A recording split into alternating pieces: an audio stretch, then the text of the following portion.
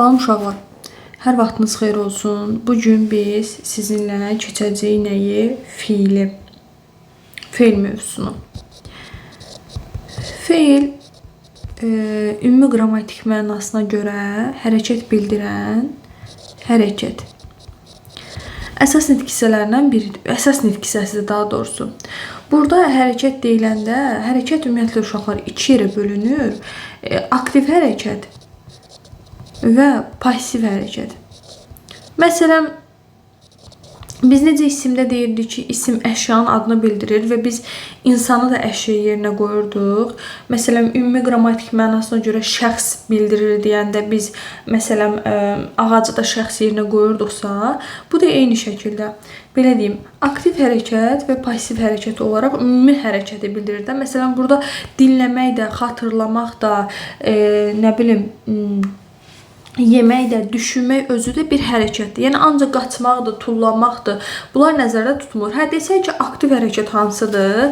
Biz burada ondan deyə bilərik ki, getmək məsələn. Tullanmaq. Bunlar aktiv hərəkət. Pasiv hərəkət hansıdır? Dinləmək, xatırlamaq, nə bilim, düşünmək və s. Bunlar olur pasiv hərəkətlər. Belə deyim, feillər müxtəlif zaman, şəxs, sonra məsəl şəkilçiləri qoşulmaqla bəzi suallara cavab verirlər. Nə olacaq, nə etmişdir, nə edir, nə edəsidir, nə etsə və s. Ümumən, gəlin baxaq görək biz feildən nələri öyrənəcəyik. Deməli, biz birinci öyrənəcəyik feilin quruluşçu növləri. Qısa-qısa yazacağım. Sonra öyrənəcəyik biz feilin şəkillərin. Sonra öyrənəcəyik biz təsdiq və inkar feilləri.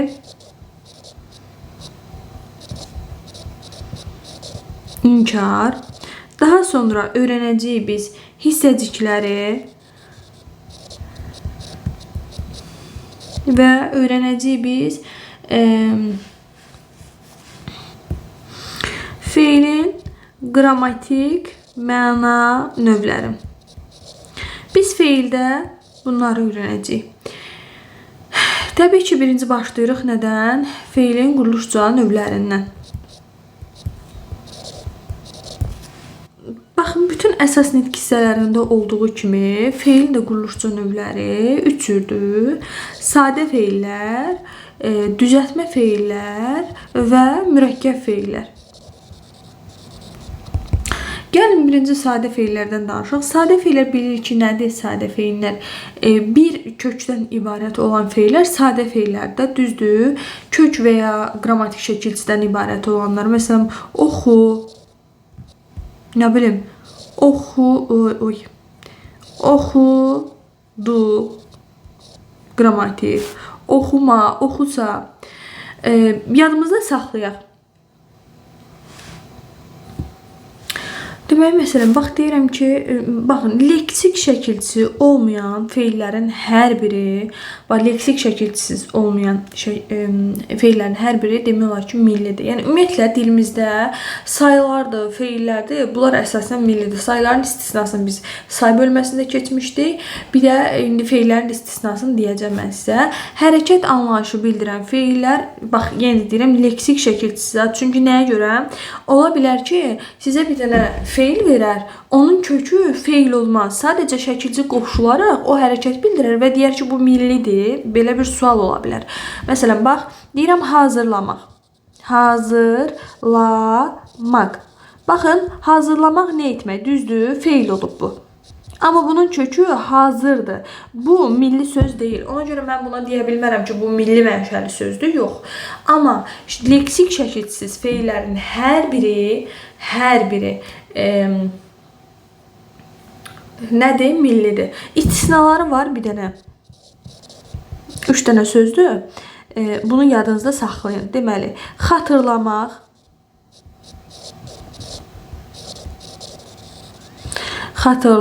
tərcitmək və bağışlamaq.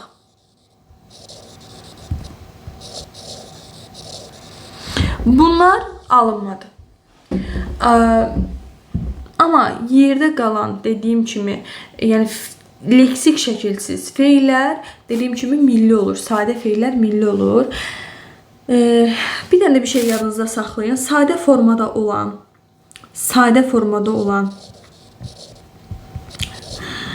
sadə quruluşda olan, şəkilsiz olan feillərin hər biri əmr şəklindədir. Məsələn, bax deyirəm gəl, oxu. İkinci şəxsin təkindədir, təkində. Bax yenə də deyirəm gəl, təkində. Gəl. Kim? Sən. İkinci şəxsin təkində. Sən gəl. Millidir. Bax yenə də deyirəm millidir. Nəyə görə? Leksik şəkilsiz olan deyirəm. Millidir. Məlum növdədir. Bunların hər birini səliqəli şəkildə dəftərinizə qeyd olaraq aparın mütləq. Məlum növdədir. Çünki nəyə görə bu məlum növdədir? Digər növdə olan feillərin özünə məxsus şəkilçiləri olmalıdır. Amma burada sadə feildən söhbət getdiyinə görə biz bunu məlum növə aid edə bilərik. Bir də yadınızda saxlayın, sadə feillər, ümumiyyətlə lüğətlərdə feillər məstər şəklində verilir. Bu yazmaq formasında verilir. Əgər sən götürüb lüğətə yaz sözünü yazıb axtarsan, mənasını axtarsan, burada sənə yaz fəsli verəcək, fəsli. Amma yazmaq formasında yazmaq yazsan, burada sən yazmaq hərəkəti feili verəcək. Ona görə lüğətlərdə feillər məstər formasındadır. Sonra keçirik biz nəyə? Feilin quruluşçu növlərindən. Bir də sizə bir dənə cədvəl atacağam. Həmin cədvələ əzbərləyərsiniz. Hansı ki, həmin cədvəldə sadə feillər var. Mən onlardan bir-ikisini gəlin sizin üçün yazım. Bu tip feillər sadədir. Yəni bəzən qarışdırırlar. Məsələn, bax alışmaq məsələn. Alışmaq, dinləmək, ağlamaq, sonra barışmaq, nə bilim bağışlamaq, yırğalamaq, çalışmaq, danlamaq. Bunu mən sizə cədvəl formasına atacağım. Baxın, dinləmək sözünün kökü din ola bilməz. Dinlərin əlaqəsi yoxdur. Və ya dağıtmaq. Dağıtmaqla dağın heç bir əlaqəsi yoxdur. Ona görə bu sadə sözdür və s. İndi keçək nəyə? Deməli, düzəltmə feillərə. Düzəltmə feillər leksik şəkilçilər vasitəsilə, bax, leksik şəkilçilər vasitəsilə buraya yazaq. Leksik şəkilçilər vasitəsilə isim, sifət, say, əvəzi, zərf və feillərdən düzəlir. Yəni, bütün əsas nitq hissələrindən düzəlir. İndi gəlin, biraz onun şəkilçilərindən danışaq. İndi düzəltmə feillər iki cür yaranırdı. Ümumiyyətlə, şəkilçilər iki yerə bölünür. Həmişə kimi bir adlardan düzələnlər var. Bir də feildən feil düzələn şəkilçilər var. Gəlin birinci bunlardan danışaq. Məsələn, var la. La. Addımla məsələn.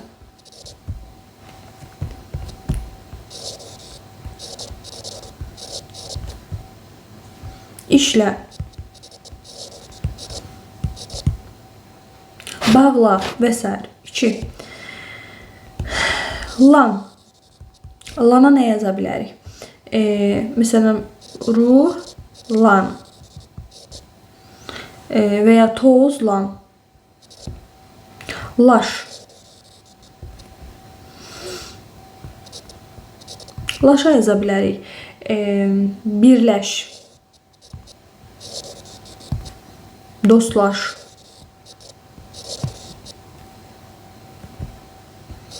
Vidalaş. Və s. Sonra al. Al üstü 2. Bunu l şəklində də verirlər. L. Düzəlmək məsələn. Qocalmaq. Bu l şəklindədir. Və s. Daha sonra ar var.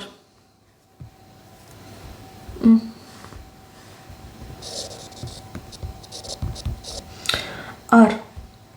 Otar. Ağar. Vesaire. Sonra var A şəkilçisi. Ələ, əldən ələ. Qanamaq. Sonra sa var. Susa. Susamaq, qəribsəmək və s. Sonra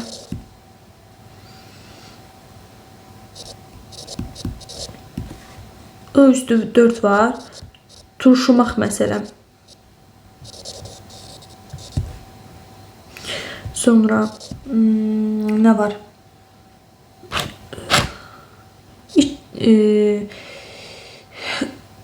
Ix var. Ix. Məsələn, nə? Çarıxmaq məsələn. Darıxmaq. Dardan darıq. Düzəlir. Yoluxmaq. Yoluxmaq. Bir də əslində biz bunu ix üstü 4'dür bu. Yəni ıq, ik, uk, ix, ix, iç, uyux şəklindədir bu. Bura bir dənə yazıram mən iç. Gecikmək.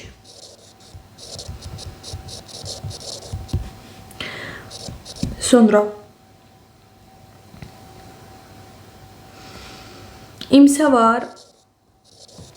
Gülümsə, mənimsə.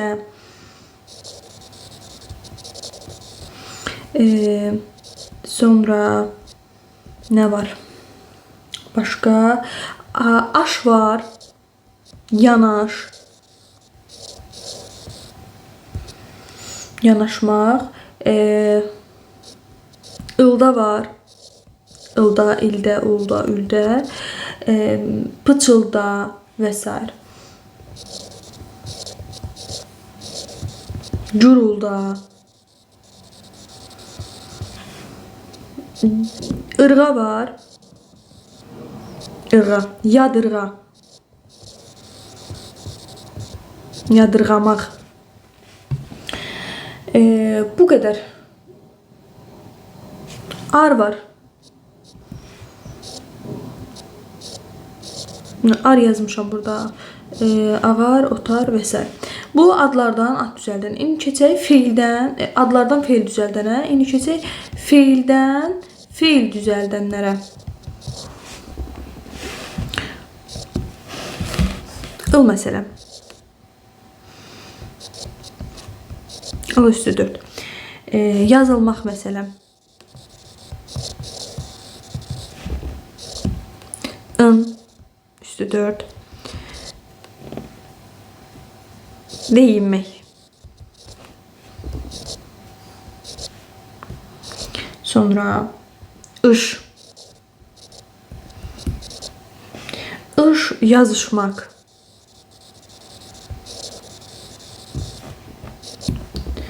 Dır. Dır yazdırmaq.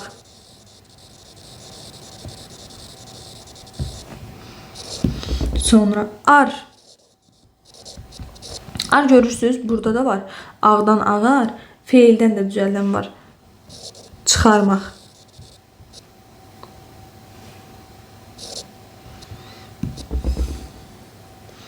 Ir var. Bişdən bişir. Sonra it var.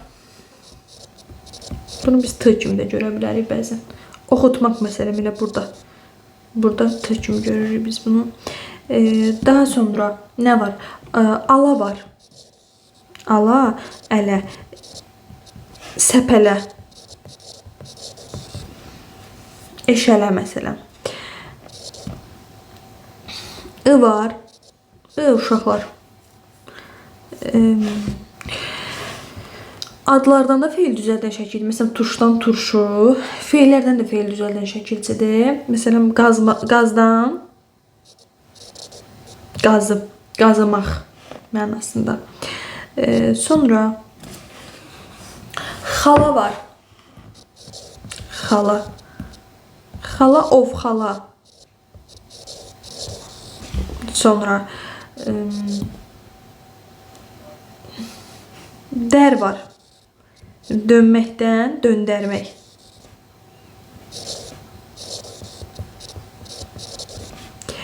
Sonra nə var? Qun var. Udqunmaq məsələn.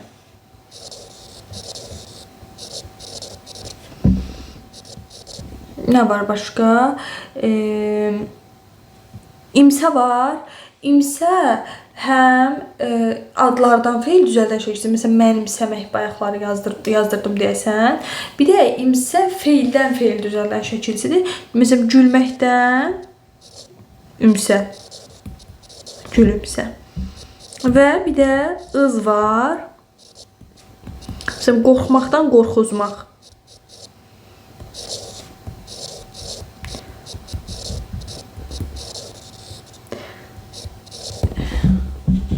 İndi gəlin sizə mən lanla, laşla bağlı bir qaydanı nəzərinizə çatdırım.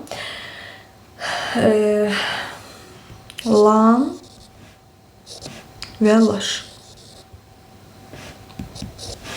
Baxın uşaqlar, lan və laş şəkilçiləri, belə deyim də, sözlərin tərkibinə görə, məsələn, söz verib, həmin sözü tərkibinə görə təhlil edərkən biz həmin şəkilçi işləndiyi sözdən asılı olaraq iki cür işlənir. İndi nə demək istədiyimi burada nümunə ilə izah edəcəm. Ya bu la və n şəklində olur, ya da bu la və ş şəklində olur. Ya da elə heç bir yerdə lan şəklində, la şəklində olur. Deməli, biz bunu müəyyən eləmək üçün nə edirik? La hissəciyinin üzərinə mak gəlirik. Mak. Mak şəkilçisini artırırıq. Əgər məsdər şəkilçisi qoşulanda bir məna bağlılığı olarsa, yəni dilimizdə elə söz olarsa, bunda deməli bu parçalanır. La və məsələn n şəklində olur. Yox, əgər məna bağlılığı yoxsa bunu bütöv götürürük. Məsələn, bax deyirəm ki, alov, lan, mak. Bax. Belə deyim. Bunu nə edirik biz? Götürürük alovlanı, alovla. Plus maq əlavə edirik. Əgər alovlamaq deyə feil varsa, nə olacaq burada alovlamaq deyə feil varsa, hə, deməli bu həqiqətən də var. Amma yox, sözün tərkibində belə bir leksik şəkilçi yoxdur. Yəni ümumiyyətlə belə bir sözümüz yoxdursa lüğətdə, deməli bu söz la bölünə bilməz. İki leksik şəkilçi deyil, bir yerdədir.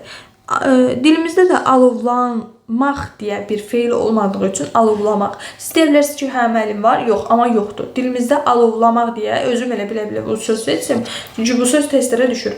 Alovlamaq deyə yoxdur. Ona görə biz bunu alovlanmaq şəklində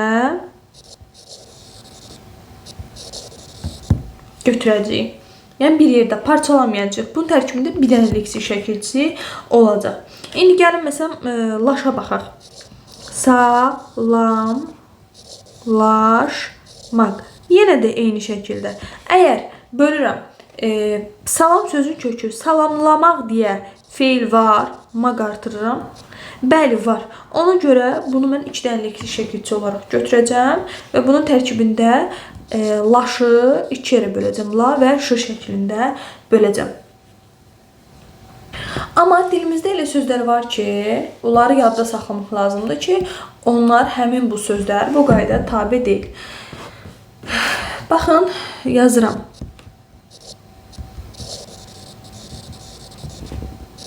Vidalaşmaq, ayaqlaşmaq,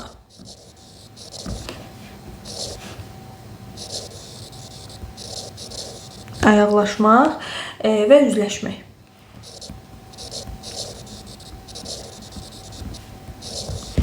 Bunlar bu sözlərin tərkibində bir leksik şəkilçi var.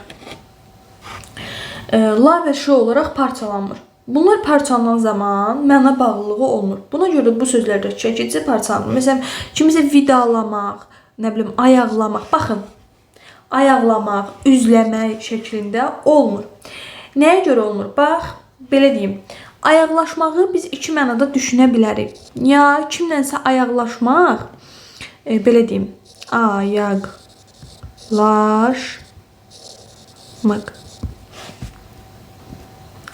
Ayaqlaşmaq belə biz nəzərdə tuturuq da. Əgər mən bunu ayaqlamaq, ayaqlaşmaq belə olsam, deyəcəksən ki, müəllim olur da. Ayaqlamaq məsələn, getdim palçığı ayaqladım, getdim nə bilim nəyisə ayaqladım, tapdaladım mənasında. Olur da, niyə ki? Onun bu ayaqlaşmaqla mənası yoxdur. Məsələn, mən deyirəm ki, mən dövrlə, zamanla ayaqlaşıram, uzlaşıram. Yəni onunla eyni gedirəm. Bu mənada. Amma mən ayaqlamağı axı tapdalamaq mənasındadır. Ona görə bunun ondan bir məna bağlı yoxdur. Ya da üzləşmək. Üzləşmək də yenə eyni şəkildə lə və ləş. Deyirəm ki, üzləmək, mək olur da. Niyə ki? Niyə götürmürük axı? Məsələn, deyirəm ki, üzləşmək nə mənadadır? Kimlənsə üz-üzə gəlmək, üzləşmək. Nə bilim, sözüm var, deyirəm ki, gəl üzləşək, sübut elə. Bu mənada. Amma buradakı üzləmək, laləni götürüb çıxarsam bura mək əlavə etsəm, buradakı üzləmək o mənadadır ki, məsələn, kitabı üzlədim, dəftəri üzlədim. Bu mənada. Ona görə bunları bölmək olmaz. İndi gələk ikinci versiya, daşlaşmaq. Bax, bu söz həm belə olacaq, daş, la,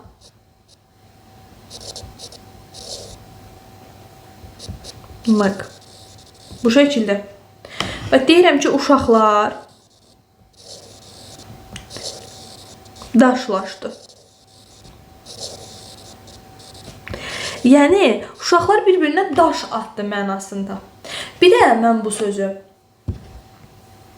bu şəkildə daş, laş, maq şəklində götürəcəm. Yəni, cümlədəki yerindən asılı olaraq deyirəm ki, sement daşlaşdı. İndi, burada sement daşladı deyə bilirəmmi? Yox. Deməli, bu sözü cümlədəki yerindən asılı olaraq bu sözü, bax, bu daşlaşdı sözünü, yəni sement qurudu mənasında, sement tez daşlaşdı, betonlaşdı mənasında, mənasında işlədirəmsə, laşı bir dənə leksik şəkilçi olaraq götürəcəm. Yox, amma uşaqlar daşlaşdı, birinci uşaqlar bir-birinə daş atır, daşlanır, sonra onlar daşlaşırlar da, daşlayırlar, daşlaşırlar qarşılıqlı şəkildə. Onda bunu mən iki leksik şəkildə götürəcəm. Yəni cümlədəki yerindən asılı olaraq.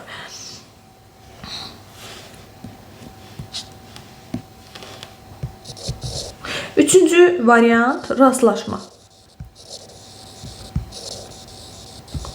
Ən çox, belə deyim, testlərə düşən və qarşımıza çıxan sözlərdən biri və bunu mən dəfələrlə deyirəm. Mən bunu özüm də MHM-in, ERM-in testlərini yazarkən görmüşəm, DİM-də də görmüşəm. Dilimizdə, baxın, bunu həmişə belə bölürlər. Rast, la, belə, belə, maq. Bu şəkildə bölürlər müəllimlər və ya uşaqlar. Amma bu düzgün deyil.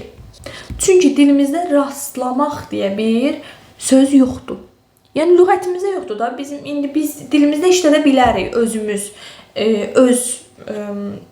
nə bilim, loru dilimizdə işlədə bilərik. Amma ədəbi dilimizdə rastlamaq deyə bir söz yoxdur. Ən çox çaşdırılan feildir bu. Məsələn, mən deyirəm axı, ay müəllim, mən bacıma məsələn yolda rastladım. Yox, rastladım deyə feil yoxdur. Səhv işlədirik biz onu. Bu bir dənə leksik şəkilçi olacaq. Yadınızda saxlayın. Ən çox düşən sözlərdən biri də həmişə qarşıma çıxır. Parçalanmayacaq bu. Bir dənə götürəcəyik bunu. Hə, bayaqlar dediyim kimi, bu daşlaşmaq məsələsində olduğu kimi bəzi feillərdə laş və lan şəkilçiləri, bunu unutdum bayaqlar deməyi. Laş, bunu yuxarıdakı qaydanın yanından yazarsınız. Laş və lan şəkilçiləri parçalana bilər. yəni parçalanmaya da bilər. Hər iki cür ola bilər. Bu daşlaşmaq feilinə aiddir, sulanmağa aiddir. Məsələn, sulanmaq iki cür ola bilər. Biri var, məsələn, ağaclar sulandı, ağac. Kimsə bunu suluyur, düzdür? Onda sulanın şəklində olacaq. Yox, əgər desəm ki, meyvə sulandı, meyvə sulandı olanda bunu mən bir dənə leksik şəkilçi olaraq götürəcəm. Amma ağacda iki dənə leksik şəkilçi olaraq götürəcəm. Deyirəm ki, məsələn, bax, yağlanmaq. Yağlandı. Mən əgər bunu desəm ki, bax, saçım yağlandı. Bir də desəm ki, məsələn, nə bilim, xəmir nə olsun ki, və yemək yağlandı, nə bilim, qutab yağlandı, kətə yağlandı desəm, qutab yazaq bura. Burada necə olacaq? Qutabı kimsə yağlayır da birinci, düzdür? Yağlan. Amma saçıma heç kim yağlamır axı. Yəni o mənada demirəm. Yəni saçım kirləndi mənasında olsa, mən bunu bir dənə leksik şəkilçi olaraq götürəcəm. Gəlin danışaq sizə mürəkkəb feillərdən. Burada da bir-iki maraqlı məqamlar var mürəkkəb feillərlə bağlı. Uşaqlar, mürəkkəb feillər, yəni iki və daha artıq sözün birləşməsindən yaranan, bilirik də onsuz da bunu. İki və daha artıq sözün birləşməsindən yaranan feillər mürəkkəb feillərdir. Məsələn, yazıb oxumaq, kömək etmək, yaza bilmək və s. Mürəkkəb feillər həm bitişik yazıla bilər, həm də defislə yazıla bilər, həm də ayrı yazıla bilər. Məsələn, bax, bir dənə sağollaşmaq,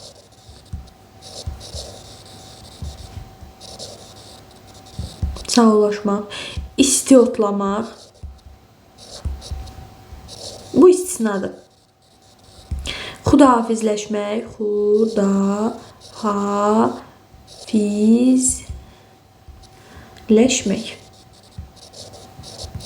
xudahafizləşmək, bir xoşallanmaq.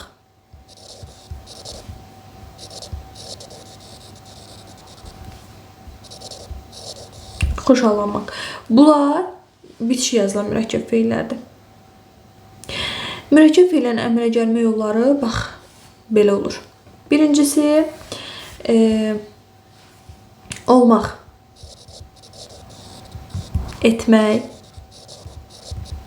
eləmək, qılmaq. Bunlarla yarananlar biz bilirik ki, ayrı yazılırlar. Məsələn, deyirəm ki, kömək eləmək, yaxşılıq eləmək, dost olmaq və s. Qılmağa da namaz qılmaq deyə bilərik. Azdır qılmağa aid olan, cuş qılmaq ola bilər. Qılmağa ümumiyyətlə çox azdır. Bilməyə yazmamışam buradan. Bilməyə nə eləyə bilərik? Əgər bir söz A və ya şəkilçisi qəbul edibsə, məsələn, feildir, oxu, plus ya artırdım, oldu oxuya. Bunun qarşısında bilmək artırırım. Oxuya bilmək, danışa bilmək və s. Amma uşaqlar, bax, burada bayaqlar dediyimi, bu feillər tərkibi feil sayılır. Ayrı yazıldığı üçün ümumiyyətlə biz demişdik, mürəkkəb feillər var, mürəkkəb sözlər var, tərkibi mürəkkəb sözlər var. Bu da eyni məsələ. Bunlar da tərkibi feillər sayılır da, yəni tam feil deyil. Amma bunlar, belə deyim, müstəqil şəkildə də işlənə bilərlər. Yəni biz bunu təhlil eləyəndə olmaq etmək, məsələn, deyirəm ki, kömək etmək. Mən bunu bir yerdə götürüb təhlil edirəm. Amma biz bunu müstəqil şəkildə də təhlil edəcəyimiz zamanlar olacaq. Hansı zamanlarda bu müstəqil ola bilər? Etmək, eləmək, olmaq, bilmək. Hansı zamanlarda mürəkkəb ola bilər? Gəlin bundan danışaq. Birinci danışaq oldan. Ol. Bax, məsələn, deyirəm ki, adam olmaq. Adam olmaq nə mənadadır? Bax, əvvəl məsələn adam deyildi. Getdi, oxudu, öyrəndi, nə bilim, tərbiyə aldı, təhsil aldı, oldu adam. Adam olmaq. Yəni adama çevrildi mənasında. Adam olmaq. Və deyirəm ki,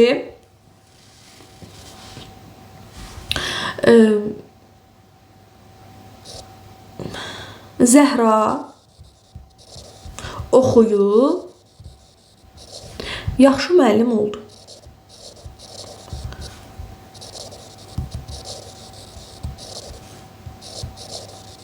Bu mənada olduğunu biz ayrı şəkildə götürə bilərik. Deyirəm ki, Zəhra əvvəl tələbə idi, amma oxudu, yaxşı müəllimə çevrildi, oldu. Bu mənada artıq biz olu neyəcəyik, müstəqil şəkildə götürəcəyik. Ol əgər ümumiyyətlə bax, yaşamaq, şəhərdə olurlar məsələn. Bir bu mənada.